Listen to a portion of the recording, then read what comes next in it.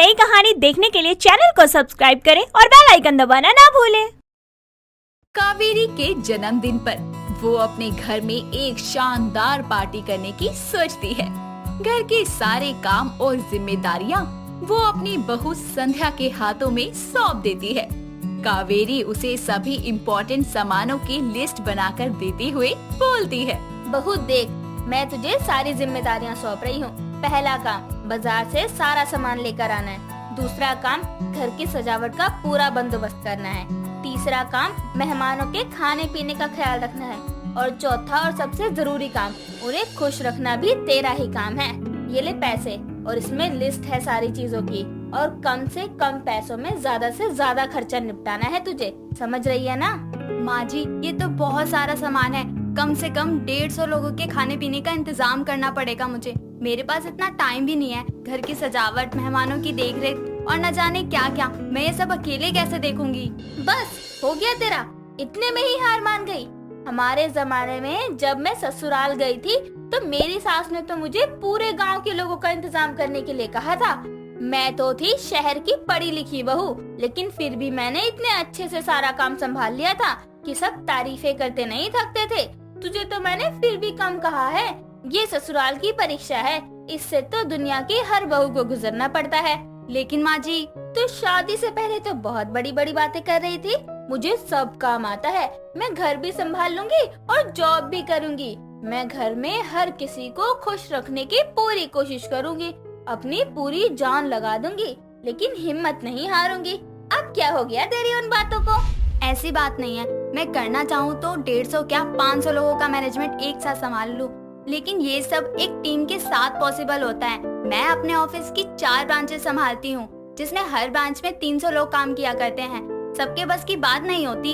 Copy, pen, laptop चलाना आसान होता है, लेकिन इस परीक्षा को मात देकर दिखा तो मानो तेरा मैनेजमेंट एक्सपीरियंस। कावेरी उसे चैलेंज करते हुए इतना बोल ही रही होती है कि तभी वहाँ उसका बेटा अमित आता है और उन दोनों की बातें सुनकर बोलता है, सास बहू की चैंपियनशिप, ये नजारा देखने को मिलेगा अब हमारे घर में भी, वो भी लाइव।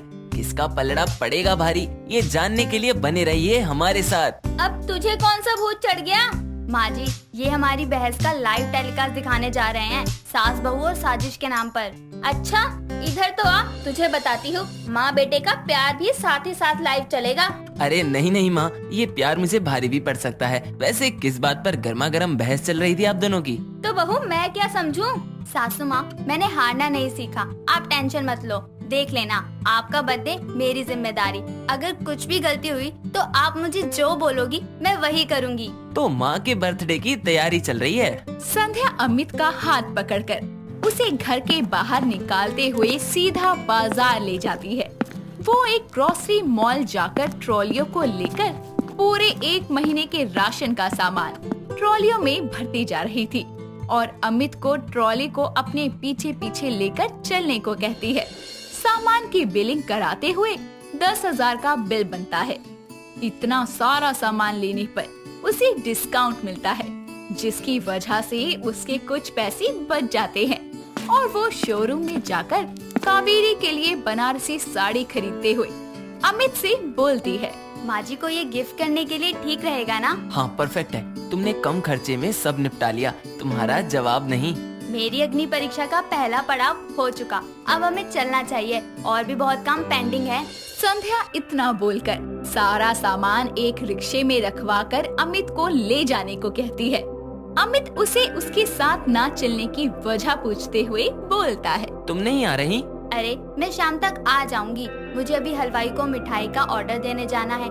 ये सारा सामान तुम हॉल में रखवा देना। डेकोरेशन के सामान के लिए भी आगे जाना पड़ेगा मुझे, इसलिए मैं बाद में आती हूँ। ठीक है, बाकी कुछ प्रॉब्लम हो तो कॉल कर देना। हाँ, लोगों को फोन पर इनविटेशन मैसेज जरूर कर देना, एक भी रिश्तेदार बचना नहीं चाहिए। ओके, तुम आराम से जाओ। इतना बोलकर अमित रिक्शे वाले को आगे चलने के लिए बोलता है। संध्या हलवाई के पास जाकर बोलती है, अरे भाई साहब, कुछ हलवाइयों की जरूरत थी, घर में फंक्शन है ना, इसलिए। जी, आपको कब चाहिए हेल्पर्स? कल तक ही। ठीक है, कल मैं दोपहर के समय 3 हलवाइयों को आपके घर भेज दूंगा। आप अपना एड्रेस काउंटर पर लिखवा दीजिए। ठीक है भाई साहब। संध्या काउंटर पर जाकर एड्रेस लिखवाकर कुछ पैसे एडवांस दे आती है। उसके बाद वो डेकोरेशन का सामान लेने के लिए एक सुंदर सी डेकोरेशन स्टेशनरी पर जाती है, जहाँ से वो बैलून, रिबन, लड़ियाँ, बल्ब, आर्टिफिशियल फ्लावर्स के कुछ गुच्छे और भी कुछ सिलेक्टेड चीजें पैक करवाती है। वो सारा सामान लेकर घर आती है और अपनी कुछ सहेलियों के साथ मिलकर पूरे घर और हॉल को दुल्हन की तरह सजाने लगती है। घर में डेकोरेशन का काम खत्म करते करते रात हो जाती है। संध्या सभी के लिए खाना बनाती है और सभी खाना खाकर सो जाते हैं।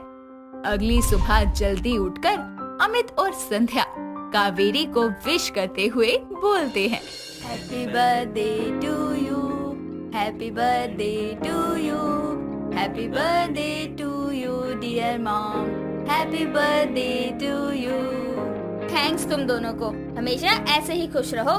माँ जी रुकिए, मैं एक चीज लाना तो भूल ही गई, जस्ट वेट फॉर 1 मिनट। संध्या अपने कमरे से कावेरी के लिए गिफ्ट बॉक्स लेकर आती है और उसे देते हुए बोलती है, ये लीजिए माँ जी, ये मेरी और अमित की तरफ से, खोल कर देखिए, आपको पसंद आएगा। कावेरी उसे खोल कर देखती है और एक सुंदर सी बनारसी साड़ी देखकर उन दोनों से बोलती है, थैंक यू मेरे बच्चों। थैंक्स मत बोलिए, वैसे शाम को यही साड़ी पहनना माँ जी, बहुत सुंदर लगेंगी आप। हाँ हाँ जरूर, सिर्फ साड़ी से खुश नहीं होंगी, पहले चैलेंज जीत कर दिखाओ बहू रानी। बस थोड़ा इंतजार कीजिए, देखिए आगे आगे होता है क्या। इतना बोलकर संध्या और अमित वहाँ से चले जाते हैं। धीरे धीरे उनके घर में मेहमानों का आना शुरू हो जाता है। संध्या और अमित मिलकर उन सभी का स्वागत करते हैं। सभी लोग उनके घर की सजावट को देखकर दंग रह जाते हैं। दोपहर के वक्त संध्या फोन करके 5 केक बुक करती है। थोड़ी ही देर में 3 हलवाई आकर खान पान की सभी चीजें तैयार कर देते हैं। शाम होने पर केक का ऑर्डर भी आ जाता है। बनारसी साड़ी पहनकर उसकी सास पार्टी में शामिल होती है।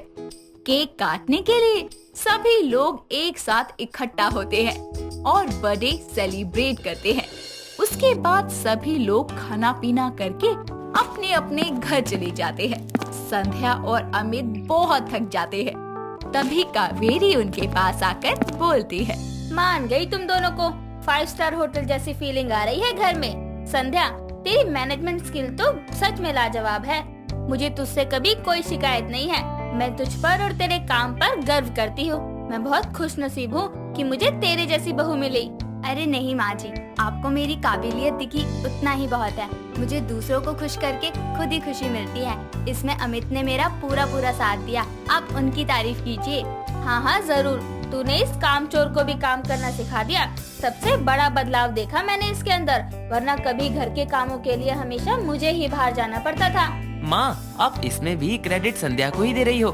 मुझे तो तारीफ से ज्यादा बेइज्जती लग रही है आपकी बातें। इतना बोलकर तीनों हंसने लगते हैं और आगे की जिंदगी एक साथ खुशी खुशी एक दूसरे की ताकत बनकर साथ में बिताते हैं। रोशनी बहुत ही प्यारी और पढ़ी लिखी लड़की थी, जिसे घर के सारे कामकाज अच्छे से करने आते थे और शहर में भी कोविड की लहर थोड़ी कम हो गई थी, जिसके कारण लोगों ने मास्क लगाना कम कर दिया था। लेकिन रोशनी तब भी मास्क लगाया करती थी और उसे अलग अलग मास्क लगाने का बहुत शौक था। वो हर रोज अपनी ड्रेस के साथ का मास्क लगाया करती थी। ऐसे ही एक दिन वो किसी किटी पार्टी में शॉर्ट ड्रेस पहनकर और उसके मैचिंग का मास्क लगाकर अच्छे से तैयार हो जाती है और उसकी फ्रेंड निशा उसे देखकर कहती है, वैसे यार तू अब भी मास्क लगाती है, क्यों? निशा, तुझे पता है ना कि अभी तक कोविड का माहौल पूरी तरह से ठीक नहीं हुआ है और मुझे मास्क लगाना पसंद भी है और ये हमारी सेफ्टी भी बनाए रखता है। यू आर राइट, चल अब डांस करें। दोनों सहेलियां डांस करने लगती हैं और बातें करने के बाद अपने अपने घर चली जाती हैं। रास्ते में एक लड़का रोशनी को कमेंट करते हुए कहता है, चमक छल्लो, ये चांद सा मुखड़े पर मास्क लगा रखा है, जरा हमें भी दीदार करा दो। ओ, तो तुम्हें मेरा दीदार करना है? अरे दीदार क्या, आओ ना किस कर लो मुझे। अच्छा, ऐसा क्या? हाँ, लेकिन बाद में मत कहना कि मुझे कोरोना हो गया, क्योंकि मैं तो कोरोना पॉजिटिव हूँ। क्या तुम्हें कोरोना हो रखा है? तो क्यों घूम रही हो? अरे आओ ना मेरे पास। नहीं नहीं, अरे बचाओ, इस पागल से कोई तो बचाओ। आया बड़ा मेरा दीदार करने वाला, किस करने वाला। वैसे इस कोरोना ने आज तो मुझे बचा ही लिया। इस तरह रोशनी अपने घर चली जाती है और मास्क लगा कर ही रखती है और बिना मास्क उतारे ही पानी पीती है। तभी उसकी माँ कविता कहती है, अरे अब मास्क वाले हीरोइन, पानी पीना है तो मास्क तो हटा लेती। अरे माँ सॉरी, गलती हो गई। मैं तो भूल ही गई थी कि मैंने मास्क लगा रखा है और मैं पानी पीने लग गई। और ये क्या, तूने मेरा मास्क क्यों लगा रखा है? ये मैं अपने लिए लाई थी, समझी? माँ वो मैं किटी पार्टी में जा रही थी तो मुझे मेरा मास्क नहीं मिल रहा था, इसीलिए आपका नया वाला मास्क ले लिया मैंने, सॉरी। वो तो तुझे लाना ही पड़ेगा, तेरा थोड़ी लगाऊंगी मैं। मिसेस शर्मा के घर पर क्या पहन कर जाऊंगी साड़ी पे? आई नो माँ, मैं नया ले आऊंगी। वक्त गुजरता जाता है। रोशनी की आदत बनी रहती है हमेशा की तरह ही मास्क लगाने की। और ऐसे ही एक दिन वो मॉल से मेकअप खरीदने जाती है, जहाँ वो मैनेजर से बहस करने लगती है। अरे भैया कैसी बातें कर रहे हैं आप? हमेशा यहीं से तो लेकर जाती हूँ, आप इतना हाई चार्ज कैसे कर सकते हैं? देखिए मैम, आपको कोई गलतफहमी हुई होगी। हमारे इस मॉल में कब से ब्रांड इतने में ही जाता है। आप शायद कहीं और से नकली प्रोडक्ट लेकर आई होंगी। आप पागल हैं क्या? मैं झूठ थोड़ी बोल रही हूँ। रहने दीजिए, बहस मत कीजिए, प्लीज अपने बॉस को बुलाइए। इतना शोर सुनकर उस मॉल का बॉस यानी कि एक यंग और हैंडसम सा लड़का गॉगल्स लगाए हुए वहाँ पर आता है, जिसका नाम ऋत्विक होता है और मैनेजर से कहता है, मैनेजर क्या बात है, क्या हो रहा है यहाँ? चाहिए मैडम, ब्रांडेड प्रोडक्ट को कम प्राइस में लेने की बात कर रही हैं। मैडम ये यहाँ के फिक्स प्राइस होते हैं। देखिए आप मानते क्यों नहीं जो मैं मैनेजर इनके लिए पानी लाओ जल्दी। मैनेजर पानी ले आता है और रोशनी को देता है। रोशनी पानी पीने के लिए अपना मास्क हटाती है, जिसके बाद रोशनी को देखकर ऋत्विक के होश उड़ जाते हैं और वो रोशनी को ताड़ता रहता है। तभी रोशनी उससे बोलती जाती है और ऋत्विक उसके लिप्स की तरफ ही देखता रहता है। वो उसकी बातों को बिल्कुल भी नहीं सुनता। ऐसे में रोशनी उससे कहती है, हेलो एक्सक्यूज मी, कहाँ खो गए आप? मैं लास्ट टाइम पूछ रही हूँ, आप ये प्रोडक्ट मुझे देंगे या फिर नहीं? दे देंगे आपको, सब दे देंगे, दिल दे देंगे, जान दे देंगे। क्या मतलब है आपका? कुछ नहीं। मैनेजर मैडम का सामान पैक करवाओ। मैनेजर उसका सामान पैक करके दे देता है और जब वो जा रही होती है तो ऋत्विक उसको अपना कार्ड देते हुए बोलता है, मैम अगर आपको और प्रोडक्ट्स चाहिए तो मैं आपको सारे डिस्काउंट करके दे दूंगा। ओके। रोशनी अपने घर चली जाती है और अगले 2 दिन बाद रोशनी उसे फोन करके और प्रोडक्ट्स खरीद लेती है। इस तरह ऋत्विक को रोशनी का फोन नंबर मिल जाता है और वो रोज उसे मैसेज करके बात करना शुरू कर देता है।